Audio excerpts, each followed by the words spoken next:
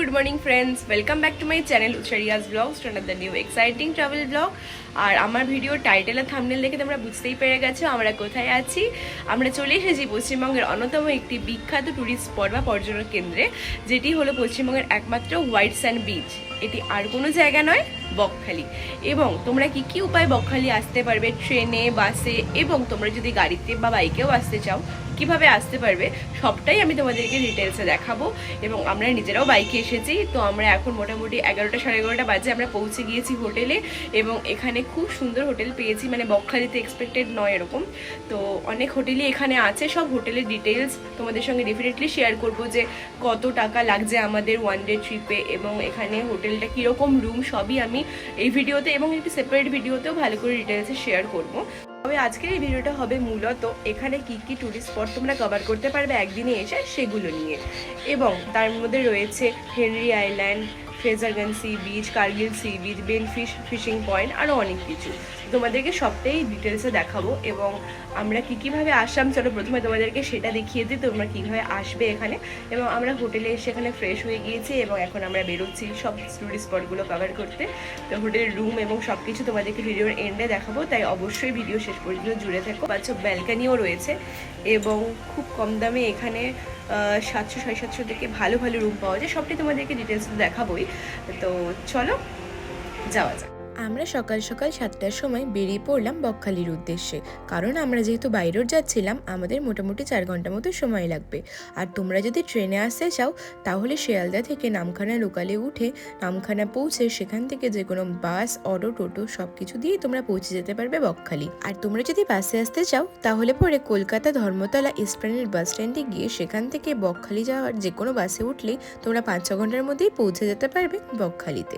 দেখো, কথা বলতে বলতে আমরা পৌঁছে গেলাম বকখালিতে এবং আমরা এই হোটেল সোনার বাংলাতে থাকবো। তো এখন তাড়াতাড়ি চেক ইন করে নিয়ে তোমাদেরকে অবশ্যই রুমটাও দেখাবো। তোমরা যদি 1 নাইট 2 ডেজের একটা রিফ্রেশিং ট্রিপ চাও বন্ধু বা ফ্যামিলির সঙ্গে, তাহলে অবশ্যই বকখালিতে আসতে পারো। এবং আমার এই ভিডিওতে সব কিছু ডিটেলস আমি শেয়ার করে দেবো। এখানে প্রচুর কাপল ফ্রেন্ডলি হোটেলও অ্যাভেলেবেল আছে। আমার ভিডিওটার সঙ্গে জুড়ে থাকো, সব কিছু ডিটেলসে জানতে পারবে। দেখতে পাচ্ছ পেছনে তোমাদেরকে হোটেলটা দেখাচ্ছি, দেখতে পাচ্ছ এই হোটেলটা। এবং এখানে পরপর অনেকগুলোই হোটেল আছে এবং টোটো তোমরা অনেক দেখতে পাবে। দেখো পেছনে প্রচুর টোটো আছে, এটা টোটো করেই মানে নিয়ে যায় যারা এখানে পাবলিক ট্রান্সপোর্টে আসে, তারা আরামসে টোটো করে ঘুরতে পারবে। প্রচুর টোটো, মানে 50-60টা টোটো আমি নিজের চোখের সামনে দেখতে পাচ্ছি। দেখো প্রচুর টোটো আছে, টোটো করেই সাধারণত যেহেতু ঘোরায়, তো এখানে প্রচুর টোটো তোমরা দেখতে পাবে, কোনো রকমের অসুবিধে নেই। এবং এটা সব থেকে বাজেট ফ্রেন্ডলি ট্রিপ বলবো আমি। দেখো আমরা ওয়েস্ট বেঙ্গলের একদম লাস্ট পয়েন্টে দাঁড়িয়ে আছি, এরপরই সমুদ্র। যাই হোক, কথা বলতে বলতে চলে আসলো আমাদের ব্রেকফাস্ট। চলো তাড়াতাড়ি করে খেয়ে নিই। আমাদের ব্রেকফাস্ট হয়ে গেছে আর এখন আমরা যাচ্ছি ফার্স্ট পয়েন্ট, যেটা হলো হেনরি আইল্যান্ড। তো হেনরি আইল্যান্ডেই আজকে আমরা আমাদের থেকে স্টার্ট করছি। আর রাস্তাঘাট সুন্দর। আমরা দুজনই প্রথমবার বকখালি এলাম, আর বকখালি আসা থেকেই আমাদের দুজনের দারুণ লাগছিল, কারণ দেখতেই পাচ্ছ দুধারে ধান ক্ষেত, সরু সরু রাস্তা এবং নারকেল গাছের সারি, এবং তার পাশাপাশি ছোট ছোট মাটির ঘর। কি যে অপূর্ব লাগছিল সেটা ওখানে না গেলে তোমরা বুঝতে পারবে না। আর আমরা শহরের কোলাহলের বাইরে গিয়ে এরমই একটা নিস্তব্ধতা চাইছিলাম। কথা বলতে বলতে পৌঁছে গেলাম আজকের প্রথম অ্যাট্রাকশন হেনরি আইল্যান্ডে। চলো সামনে টিকিট কাউন্টার থেকে টিকিট কেটে নেওয়া যাক। এখানে টিকিট নিতে, আর টিকিট কাউন্টার থেকে এখান থেকে আরো 2 কিলোমিটার, দাদা এখান থেকে আরো 2 কিলোমিটার মতন যেতে হবে। সব জায়গায় অনলাইন, ইভেন খাওয়ার দোকান থেকে শুরু করে সব জায়গায় স্ক্যানার দিবেন, স্ক্যান করুন। এখানে দেখতে পাচ্ছ এখানে 20 টাকা দুজনে, ম্যানগ্রোভ এন্ট্রি টিকিট 10 করে দুজনে 20, আর বাইকের জন্য 10-30। আর বললো যে আমরা আরামে বাইক নিয়ে যেতে পারবো। এখানে আছে হলো সি বিচ এবং 152টা মাছের ভেরি। তো এতগুলো তো আর হেঁটে হেঁটে করা সম্ভব নয়, তো সেজন্য বাইক নিয়ে ওরা বললো যাওয়া যাক, বাইকের জন্য ওই জন্য 10 টাকা দিয়ে দেবে। তো আমরা এখন যাচ্ছি বকখালি ঘুরতে এসে। যে জায়গাটি একদম মিস করা যাবে না সেটা হলো হেনরি আইল্যান্ড। সমুদ্র থেকে একটু দূরে কিন্তু প্রকৃতির একেবারে কোলে অবস্থিত এই দ্বীপটি। এখানে আছে প্রায় 152টা ভেরি, মানে ছোট ছোট জলাশয় যেখানে মাছ চাষ হয়। এই ভেরিগুলো দূর থেকে দেখলে মনে হয় যেন সবুজের মাঝে ছড়িয়ে আছে অসংখ্য আয়না। রাস্তা ঘেঁষে সারি সারি ভেরি পার হতে হয়, আর প্রতিটা ঘুরে যাওয়ার সঙ্গে সঙ্গে হাওয়াটাও যেন বদলে যায়। কোথাও হালকা নোনা গন্ধ, আবার কোথাও কাদামাটির গন্ধ, কিন্তু সব মিলিয়ে এক এক অপূর্ব অদ্ভুত শান্তি। এখানে পৌঁছেই দেখতে পাবে ম্যানগ্রোভ ফরেস্ট, এবং সেখানে দেখাই যাচ্ছে শ্বাসমূল ঠেসমূল, কারণ যে কোনো লবণাক্ত মাটিতে ওদের শ্বাস নেওয়ার জন্য এই রুটসগুলো তৈরি হয়ে যায়। আচ্ছা চলো, এখান দিয়ে ঢুকতে হবে।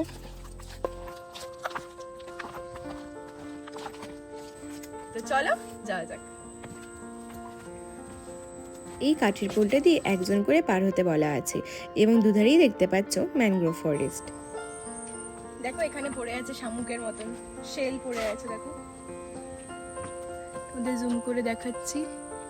দেখো প্রচুর শেল পড়ে আছে, শামুকেরই তো না এগুলো? শামুকেরই। আমরা ভেবেছিলাম লোক নেই, বাট লোক আছে। আর দেখো দূরে দেখতে পাচ্ছ হোয়াইট, ওটা কিন্তু জল, মানে সমুদ্রই বোধ হয়, আই গেস, রাইট? কি ভাল লাগছে দেখতে, মনে হচ্ছে অতটা যাই তাড়াতাড়ি করে তাহলে দেখতে পারবো সমুদ্র, তাই না? কেমন লাগছে?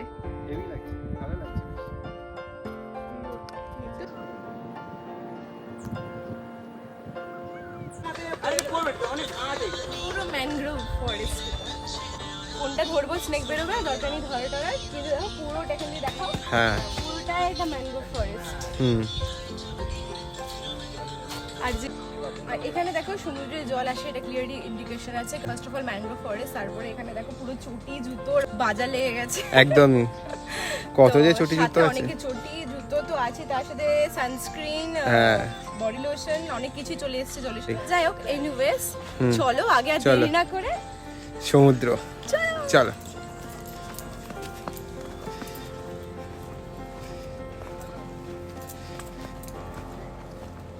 এখানে আগে একটা ওয়াচ টাওয়ার ছিল, তোমরা যারা আগে এসেছো এখানে দেখেছো, কিন্তু বুলবুল বা আমফানে এটা পুরো ভেঙে গিয়েছে।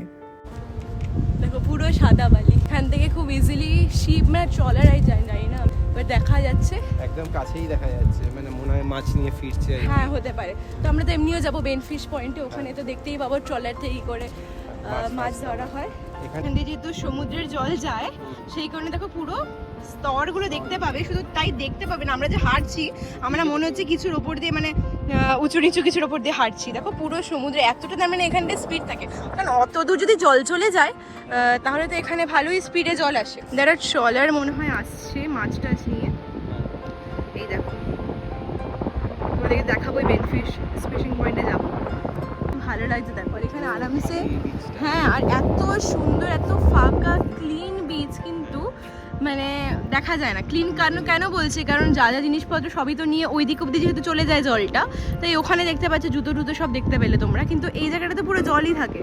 সেই কারণে দেখো এই জায়গাটা কিন্তু পুরো ক্লিন, তুমি বিচে একটা কিচ্ছু পাবে না, ইভেন মানে ফুটপ্রিন্টসও বেশি পাবে না, কারণ বেশি লোক এখানে আসে না। বকখালি এসে সত্যি দারুণ লাগছিল, স্পেশালি হেনরি আইল্যান্ডে এসে। এত সুন্দর নির্জন চারিদিকে, আর লোকজন ছাড়া সমুদ্র সৈকত এখন তো একদম পাওয়াই যায় না। আর দেখো এখানে সুন্দর সুন্দর শেলসও ভেসে আসছে, ভীষণ সুন্দর সুন্দর। ভিডিওতে কতটা বোঝা যাচ্ছে জানি না, তবে সামনে থেকে দেখতে পুরোটাই বিদেশের মতন লাগছিল। পুরো সাদা বালি, আর বালির মধ্যে দেখতেই পাচ্ছ রিফ্লেকশন আকাশের। আমাদের খুব ভালো লাগছে এসে, এত শান্তি, কি অপূর্ব লাগছে স্রোতগুলো। মানে সমুদ্রের ধারে কিন্তু বসলে একের পর এক ঢেউ দেখতে দেখতেই সময় যে কখন পার হয়ে যায় বোঝা যায় না। প্রতিটা জায়গায় হচ্ছে, দেখো আবার ঠিক উল্টো দিক দিয়ে আছে। এখানে তুই যদি দেখিস, হ্যাঁ কিন্তু জলে ডিফারেন্ট কালার বোঝা যাচ্ছে। এক্স্যাক্টলি রাইট, আমি দেখিনি। দেখো ব্লু এন্ড তারপরে গ্রে, দুটো কালার বোঝা যাচ্ছে, ইজিলি ডিফারেন্সিয়েট করা যাচ্ছে। এখানে কাঁকড়া আছে। খুব সুন্দর লাগছিল এই সাদা বালির বিচটি, এবং এখানে দেখো আমরা একটু টাইম স্পেন্ড করে নিলাম। অনেকেই এসেছিলো এবং প্রি ওয়েডিং শ্যুটও হচ্ছিলো, তোমাদেরকে সবটাই দেখাবো। তো আকাশটাও সেদিন একদম অপূর্ব লাগছিল, এবং রোদ খুব বেশি ছিল না, হ্যাঁ গরম একটু ছিল। তাই তোমাদের রেকমেন্ড করবো অবশ্যই আসার সময় সানস্ক্রিন নিয়ে আসো। কিন্তু দেখো যেমন তো তোমাদেরকে দেখালাম, এখানে প্রি ওয়েডিং শ্যুট হচ্ছে, এবং তার থেকেও বেশি ভালো লাগছিলো যে নেচারের এত ক্লোজ মনে হচ্ছিলো।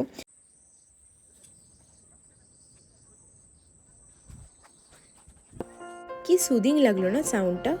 এরপর আমরা চলে যাচ্ছি আমাদের পরবর্তী পয়েন্ট বেনফিশ ফিশিং পয়েন্টের দিকে। দেখতেই পাচ্ছ ফ্রেজারগঞ্জ মৎস্য বন্দর, এবং এখানে প্রতিজন 5 টাকা করে লাগে, মানে আমাদের বাইক নিয়ে 15 টাকা লাগলো। এবং তারপর আমরা পৌঁছে গেলাম আমাদের আজকের attraction Benfish fishing point. Hello friends, তো এখন আমরা চলে এসেছি বেনফিশ ফিশিং পয়েন্টে। আর এখানে আমার পেছনে দেখতে পাচ্ছ পর সব জেটি দাঁড়িয়ে আছে। এখানে সব মাছ আছে, এখানে ট্রলারে করে মাছ বের করা হচ্ছে। আমাদেরকে পুরোটাই দেখাচ্ছি ট্রলারগুলো, এবং অনেক ফ্রেশ। তোমরা দেখেইছো আমার দীঘার ভিডিওতেও যে দীঘার মোহনায় যখন গিয়েছিলাম ওখানে ট্রলার থেকে ফ্রেশ সব মাছ পাওয়া যাচ্ছিলো, এবং আমরাও নিয়েছি ওখান থেকে। তো এবার চলো এখন গিয়ে দেখি এখানে কি আছে। কত বড় বড় বরফের চাই দেখো ওরা কিভাবে নিয়ে যাচ্ছে, এবং যেহেতু এই ট্রলারটা 10-15 দিনের জন্য যাচ্ছে সমুদ্রে, সেজন্য এত বড় বড় বরফের চাই নিয়ে যাচ্ছে। এখানে মাছ নামাচ্ছে। হ্যাঁ চলো মাছ দেখি। কি মাছ? লোটে মাছ না? লোটে জানেন। দেখো আর কাঁকড়া টাকড়া ওঠে না? না কাঁকড়া ওই তো কত রকমের কাঁকড়া উঠছে। তাই নাকি? হ্যাঁ, এখানে যারা আছে ওদের থেকে শুনলাম যে ট্রলারগুলো প্রায় কতদিনের জন্য যায়। তো ওরা জানালো যে সারা রাত্রি ধরে ওরা মাছ ধরে, রাত্রি 3টার দিকে বেরিয়ে যায় এবং সারা রাত্রি মাছ ধরে এরকম দুপুর 3টের দিকে ওরা ফেরে। এবং অনেক ট্রলার আবার 10-15 দিনের জন্য খাওয়ার জল সব কিছু নিয়ে চলে যায়। ছাড়াচ্ছে জাল থেকে। এগুলো কি সব লোটে মাছ দাদা? আর কি মাছ ধরো মোটামুটি লোটে মাছ ছাড়া? ইলিশ টিলিশ এদিকে হয় না? না আচ্ছা।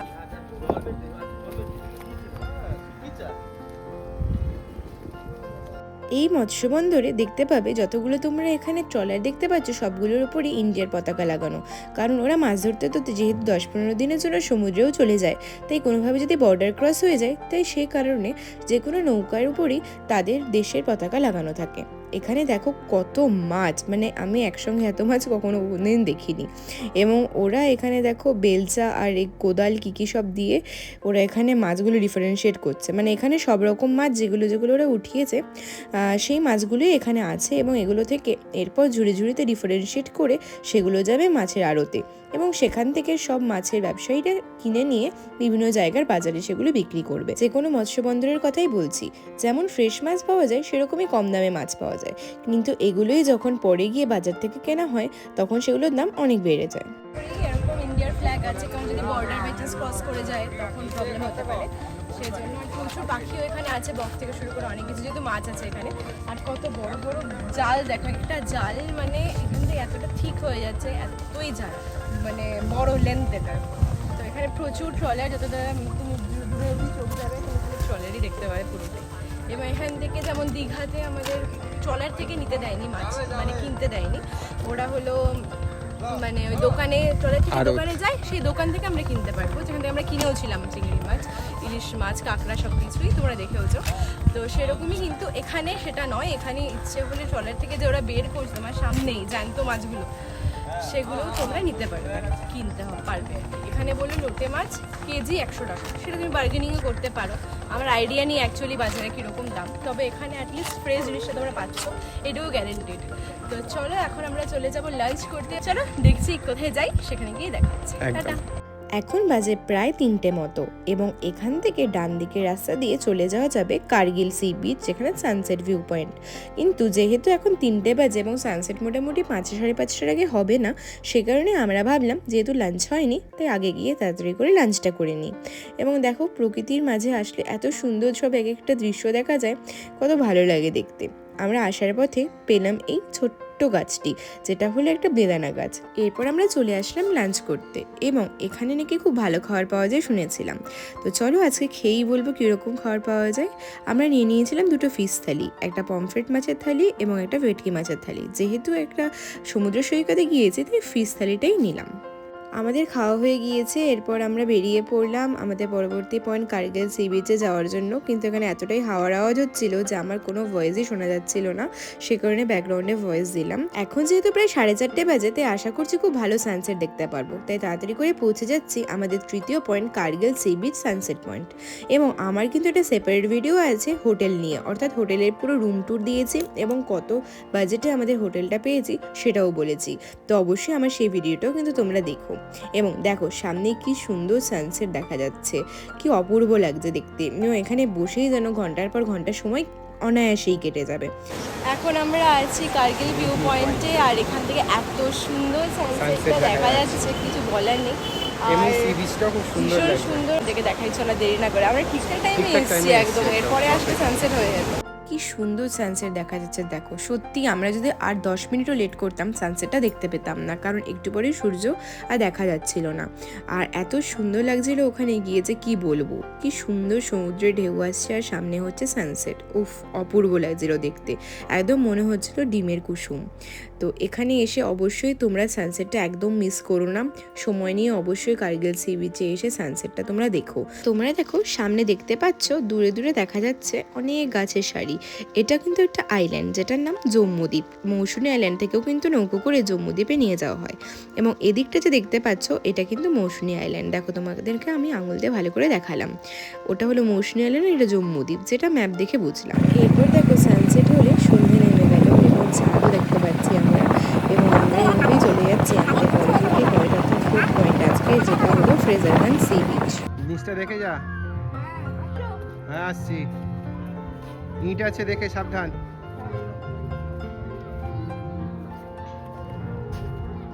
জল চলে আসে তার মানে বাঁধের উপর। হ্যাঁ দেখে আসতে সাবধান।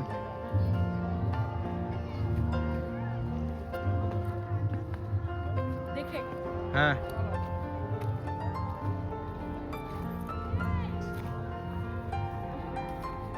এই বাড়িটা দেখো। হুম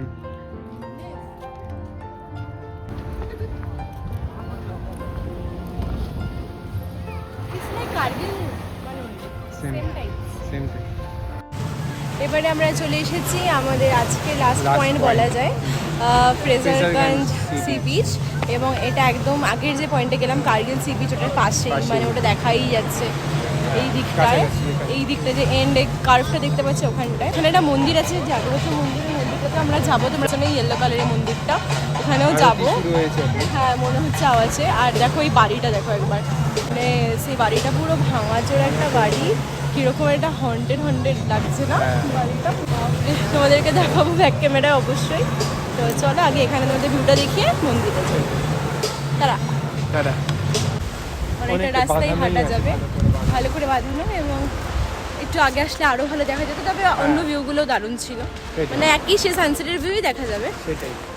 এখন আমরা চলে আসলাম এই মন্দিরটিতে। অনেকের ভিডিওতেই দেখেছি যে এটি খুব একটা জাগ্রত মন্দির, এবং শুনলাম স্থানীয়দের কাছে যে এটি গঙ্গা মায়ের মন্দির। দেখতেই পাচ্ছ কি সুন্দর লাগছে দেখতে। আমরা মনে হয় এই প্রথম কোনো গঙ্গা মায়ের মন্দিরে এলাম, খুব ভালো লাগছিল এসে। এবার আমরা যাচ্ছি, এখন হোটেলের হোটেলের পথে। পথেই যাচ্ছি। চলো যাওয়া যাক। এই দেখো ফুচকা খাচ্ছে সবাই, কিন্তু আমরা এত দেরিতে লাঞ্চ করেছি, আমাদের খিদে নেই। রাত্রেবেলা অন্ধকারে কেমন লাগবে তাই না? সেটাই। বাপরে। তো চলো মন্দির দেখিয়ে নি। এই নাও চলো এবার বেরিয়ে, যেখানে কি রিলস করছে মানুষজন, তো এখন ঠাকুর সব জায়গায় কি এরকম রিলস করা শুরু করে দেয়। বাপরে মাগো বাবা। চলো যাই, এখানে বেশিক্ষণ থাকছি না, টাটা। পরে দেখা হচ্ছে হোটেলে গিয়ে। এই যে খাবারের দোকানগুলো, আর এই যে গঙ্গা মায়ের মন্দির। ফ্রেজারগঞ্জ থেকে ফিরতে ফিরতেই সানসেট হয়ে যাওয়ার কারণে দেখো পুরো অন্ধকার হয়ে গেল। এবং এরপর আমরা পৌঁছে গেলাম আমাদের হোটেলে। এখানে কিন্তু বকখালিতে এখন অনেক ভালো ভালো হোটেল অনেক সস্তায় পাওয়া যায়, যেরকম আমাদের এই হোটেলটি। তোমরা চাইলে এসিও নিতে পারো, চাইলে নন এসিও নিতে পারো। মাত্র 600-700 টাকা থেকে শুরু হয়ে যায় এত সুন্দর একটি হোটেল। আমি একটা আলাদা ভিডিওতে ভালো করে পুরো হোটেলের বিবরণ তোমাদেরকে দেবো, অবশ্যই দেখো। আমরা দুটো চেয়ার নিয়ে বসেছিলাম বাইরে। আর দেখো বাথরুমেও গিজার ফেসিলিটিস আছে, রুমে এসি ফেসিলিটিস আছে, টিভি আছে, হাই স্পিড ওয়াইফাইও আছে। হ্যালো গুড ইভিনিং সবাইকে। তো আমরা তো তখন এসে ফ্রেশ হলাম, ফ্রেশ হয়ে কিছুক্ষণ একটু রেস্ট নিলাম, দিয়ে এখন আবার রেডি হয়ে গেছি বলে নাইট ড্রেস পরেই রেডি হয়েছি। তো এখন আমরা একটু যাচ্ছি এখানে সামনেই বকখালি সি বিচ, তো বকখালি সি বিচেই যাচ্ছি। ওটা এখন অবধি যাওয়া হয়নি, একদম সামনে। তো ওখানে জাস্ট বসবো, একটু কিছু খাওয়া দাওয়া করবো, আবার আসার সময় ভাবছি হোটেলেও খাওয়া নিতে পারি, আবার খেয়েও আসতে পারি যেখানে দুপুরবেলা খেলাম ওখান থেকে। তো পেছনে দেখতেই পারবে গোপাল ভাঁড় চলছে, তো গোপাল ভাঁড় দেখতে দেখতে একটুখানি ঘুমিয়ে নিলাম। আর তা চলো এখন যাই, অলরেডি প্রায় 7:30 বেজে গেছে। আর এখানে 9টা অবধি বকখালি সি বিচে বসা যায়। শুনেছি নাকি প্রচুর চেয়ার পাতা থাকে এবং প্রচুর মানে রিল্যাক্সিং একটা হবে তোমার বসে। সমুদ্রের জলটা বোধ এত দূর আসে না যতটুকু জানি আমি, তো এখন না দেখে বলতে পারবো না। তো বেটার চলো যাই, গিয়ে কথা বলছি আর গিয়ে তোমাদেরকে দেখাচ্ছি। আমাদের হোটেলটি বাস স্ট্যান্ডের একদম সামনে হওয়ার কারণে এখানে কিন্তু প্রচুর খাওয়ার দোকানও রয়েছে। যাক, চা নিয়ে এসেছে বরমশাই, থ্যাংক ইউ। এটুকুনি চা 15 টাকা, হরি বল। চলে এসছে তার মধ্যে আমাদের চিকেন পকোড়া, ডিমের টেবিল। এরপর আমরা চলে আসলাম বকখালি সি বিচে। এটি কিন্তু আমাদের হোটেল থেকে মাত্র 450 মিটার দূরে, অর্থাৎ পায়ে হেঁটে 3 মিনিট এবং বাইকে মাত্র 1 মিনিটও নয়। এবং তার পাশাপাশি দেখতে পাবে অনেক রকমের খাওয়ার স্টল, যেমন ফুচকা, ভেলপুরি, ভুট্টা থেকে শুরু করে আরও অনেক কিছু। তার পাশাপাশি রয়েছে বাচ্চাদের খেলার জন্য অনেক কিছু এবং আমাদের কেনাকাটির জন্য অনেক রকমের দোকান রয়েছে। হ্যালো এভরিওয়ান, তো আমাদের বিকালের খাওয়া দাওয়া হয়ে গেছে। খাওয়া দাওয়া বলতে আমরা খেলাম চা, তারপরে খেলাম চিকেন পকোড়া, লঙ্কার চপ, আর কি খেলাম যেন, ডিমের টেবিল। হ্যাঁ, আমাদের খুব ভালো লাগলো খেয়ে, মন ভরেনি, চা খেয়ে আরও চা লাগলো। আর এখন আমরা বেরিয়েছি আলো আঁধারির পথে, গ্রামের রাস্তায়, শান্তির খোঁজে, শান্তিতে আরামসে দুজনে একটু টাইম কাটাবো বলে। আর তার জন্য গ্রামের রাস্তা থেকে বেশি ভালো কিছু হতে পারে না। রাস্তাগুলো একবার দেখো, যথেষ্ট ডেভেলপ, এটা মানে গ্রামের সঙ্গে শহর মিশে যে আমরা এক্স্যাক্টলি। আর মানে এত শান্তি, চারিদিকে ঝিঝি পোকার আওয়াজ, জোনাকি, আর সাথে রাস্তা। তোমাদেরকে একবার রাস্তাটা আমি দেখাচ্ছি, তোমরা দেখে বলো। মানে দুধারে মাঠ, ক্ষেত এবং রাস্তা প্রপার, দেখো প্রপার লাইট অ্যান্ড রাস্তা। এরকম নয়, আমার ব্যাক সাইডও দেখতে পাবে। তো আমরা দুজন মিলে ভাবলাম ঠিক আছে সি বিচে তো একটু বসলাম, খাওয়া দাওয়ার পর তোমাদেরকে দেখালাম। তারপর ভাবলাম যে এখানে তো 10টা বাজলে সব বন্ধ হয়ে যাবে, অন্ধকার হয়ে যাবে, তো যাই দুজন মিলে একটু গ্রামের পথে একটু ঘুরি। টাটা।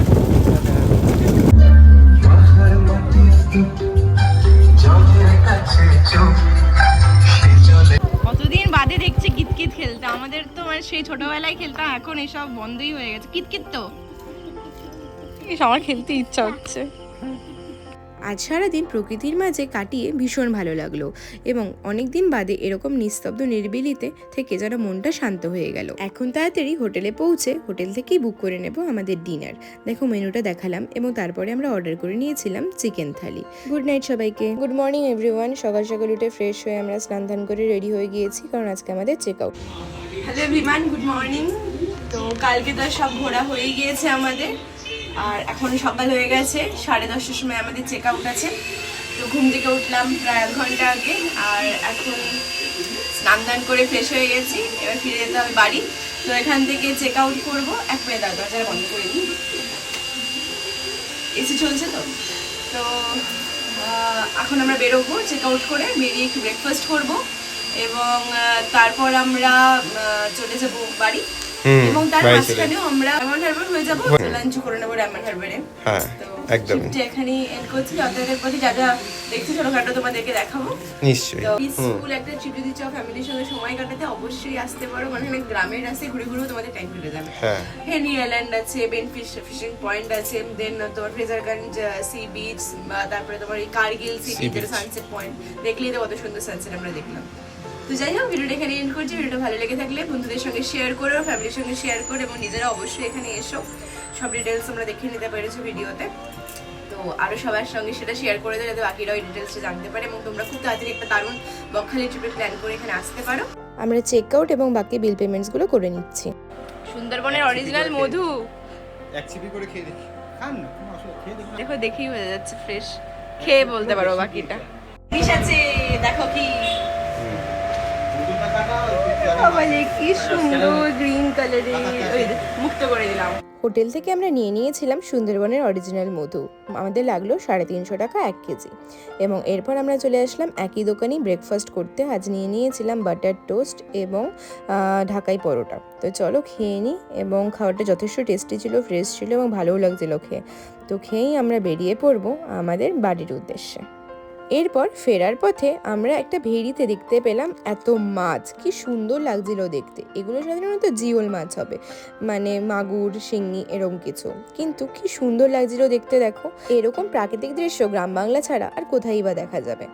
এরপর আমরা ফিরে যাচ্ছি। দেখো, এখান দিয়ে আমরা প্রায় পৌঁছে গেলাম নামখানা এবং এরপর আমরা উঠে যাব নামখানা ব্রিজে। এখানে দেখো কলকাতা প্রায় 102 কিলোমিটার। নামখানা ব্রিজে উঠে গেলাম এবং এই ব্রিজটা হওয়ার আগে কিন্তু আমাদেরকে পার হতে হতো এই নদীপথে, অর্থাৎ নামখানা স্টেশনে নেমে যেখানেই যাবে সেখানেই নদীপথে পার হতে হতো। হ্যালো বন্ধুরা, তোমাদের যেমনটা বলেছিলাম যে আমরা ফেরার সময় হয়তো ডায়মন্ড হারবার হয়ে ফিরবো, কারণ আমাদের ইচ্ছে ছিল মাছ নেওয়ার বেনফিশ পয়েন্ট থেকে, ওখানে পেলাম না। তারপর আমরা কী যেন জায়গাটার নাম, নামখানা নদীর ওখানেও মাছের অকশন হয়, মাছের আড়ত আছে, ওখানেও গেলাম, ওখানেও হবে না, কারণ ওখানে 3টে সাড়ে 3টের পর খোলে আর আমাদের ফেরা আছে। আমরা তখন 1:30টার সময় গিয়েছি, হয়নি। আর তোমরা চেষ্টা করবে বকখালি থেকে ফেরার সময় বা যাওয়ার সময় কাকদ্বীপ আর ডায়মন্ড হারবারের মাঝে যে রাস্তাটা আছে, ওই রাস্তাটা কিন্তু আলাদা করে একটা ক্রস করে নেওয়ার, কারণ রাস্তাটা খুব একটা ভালো রাস্তা নয়। আমাদের হোটেল থেকেও বারবার বলে দিয়েছিল, তাই আমরা ভাবলাম ঠিক আছে ডায়মন্ড হারবারে এসে মাছ টাছ পেলে নেবো। তো তোমাদেরকে দেখাচ্ছি ব্যাক সাইডে, দেখো এটা হলো সাগরিকা, যেটা ডায়মন্ড হারবারে government property, west Bengal government ট্যুরিজমের প্রপার্টি এটা। এবং ঠিক রাস্তার এই ধারে প্রপার্টিটার এই ধারে দেখো পুরো লাগছে। আর এখানে আমরা এতক্ষণ ধরে আসলাম, 2 ঘন্টা 2.5 ঘন্টা হলো মোটামুটি। আমরা দুজনে এখন টায়ার্ড হয়ে গেছে, আমাদের পেট্রোল দরকার, কারণ গাড়ি পেট্রোল ভরা হয়ে গেছে, আমাদের পেট্রোল এবার দরকার। তার জন্য ফার্স্ট পয়েন্ট যেটা, সেটা হচ্ছে খুব সুন্দর ভিউ। এটা না নদী, কিন্তু নদীটাই এতটা চওড়া যে ওই পার দেখা যাচ্ছে, হালকা দেখা যাচ্ছে, কিন্তু সেটা কালকের মতনই, কালকে যেমন আমরা দেখতে পেলাম মোরম কার্গিল সি বিচ পয়েন্ট বা ওগুলোর মতনই একদম হালকা মনে হচ্ছে দূরে দেখা যাচ্ছে, বাট সমুদ্রের মতনই লাগছে। এটা ওয়েস্ট বেঙ্গল ট্যুরিজমের প্রপার্টি এবং এর অপোজিটেই রয়েছে। দেখো কি সুন্দর নদীটা লাগছে দেখতে। এটা কিন্তু ডায়মন্ড হারবার, একদম দেখে মনে হচ্ছে সমুদ্র, কিন্তু এটা কিন্তু নদী। এবং এখানে আমরা ঢুকে যাবো আজকে লাঞ্চ করতে।